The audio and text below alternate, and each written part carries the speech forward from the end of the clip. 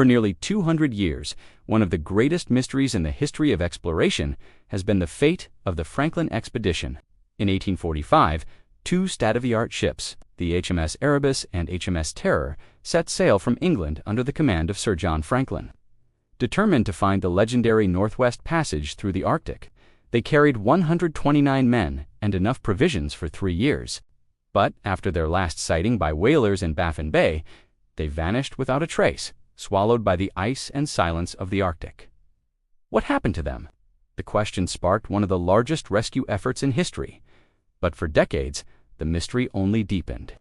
All that was found were scattered grim clues left behind on the desolate shores of King William Island, a few skeletons, a small boat on a sledge, and haunting tales from the local Inuit people who spoke of starving men driven to desperation. For a century and a half, that's where the story stood, a tragic tale of ambition meeting an icy doom.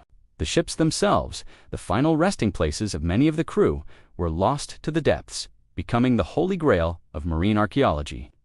Generations of searchers scoured the vast, unforgiving waters of the Canadian Arctic, but the sea held its secrets tight. It seemed as though the Erebus and Terror were destined to remain ghosts, forever locked in their frozen tombs. But then, in 2014, the impossible happened. A team from Parks Canada, guided by Inuit knowledge that had been passed down for generations, made a stunning discovery.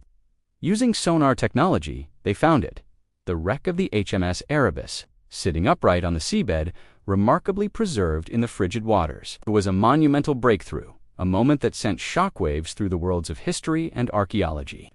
The ghost ship had been found. Imagine the excitement of that discovery. For the first time, researchers could get a direct look into the world of the Franklin expedition. The ship was not just a pile of timbers, it was a time capsule. Divers began the painstaking work of exploring the wreck, carefully documenting everything they found. They discovered cannons still in their positions, plates stacked neatly in the ship's pantry, and personal items belonging to the crew, a hairbrush here, a boot-the-rich object, a poignant link to the men who had sailed on this vessel. The excitement didn't stop there. Just 2 years later, in 2016, the second ship, the HMS Terror, was found in an aptly named Terror Bay, and its condition was even more astonishing. It was almost perfectly preserved, sitting pristine on the ocean floor as if it had just sunk yesterday. The ship's wheel was intact, windows were unbroken, and even the shelves in the officers' cabins were still lined with plates and bottles. It was like stepping onto a ghost ship, frozen in time. The discovery of the wrecks opened a brand new chapter in the Franklin mystery. Now, instead of relying on fragmented clues from land, archaeologists could explore the ships themselves. These wrecks are not just historical artifacts, they are active archaeological sites, holding the potential to answer questions that have haunted us for nearly 2 centuries. What really led to the expedition's downfall? Was it just starvation and scurvy, or was something else at play? One of the long-standing theories was lead poisoning. The expedition's food was stored in tin cans, sealed with lead solder, and early analysis of skeletons found on land showed high levels of lead.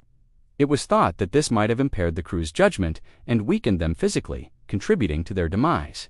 For a long time, this was the leading theory, but the research being done on the wrecks is starting to challenge that. Recent studies on the remains have suggested that while lead was present, it might not have been the fatal blow everyone thought it was. The men were simply starving, and their bodies were breaking down.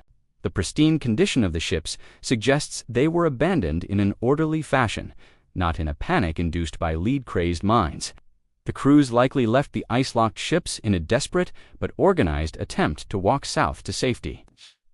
The archaeological work is slow and incredibly delicate. Divers can only work for short periods in the freezing water, and every single item they bring up needs to be carefully conserved. Each object tells a small part of the story. For example, the officers' cabins on the Terror were found with written documents still tucked away in drawers.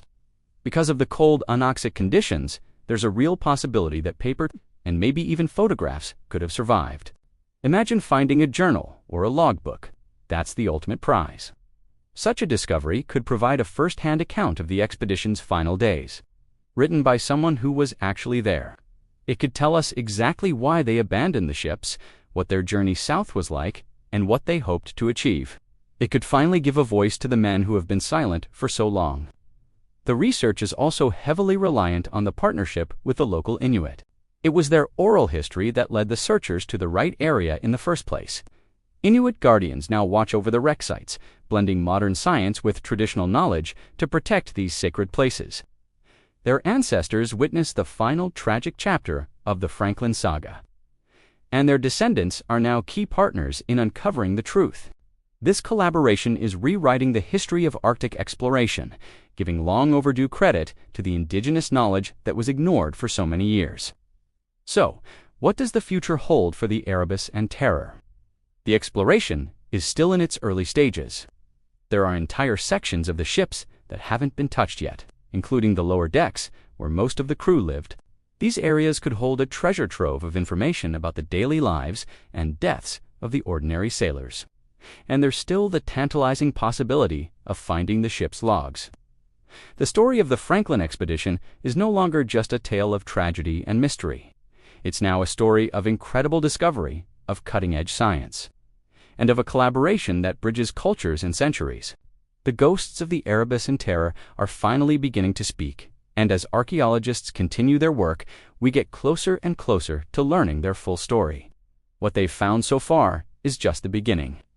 The biggest secrets may still be waiting to be discovered, locked away in the icy depths of the Arctic. Thanks for watching. If you're fascinated by tales of exploration and historical mysteries, be sure to like this video and subscribe to our channel for more deep dives into the past. See you next time.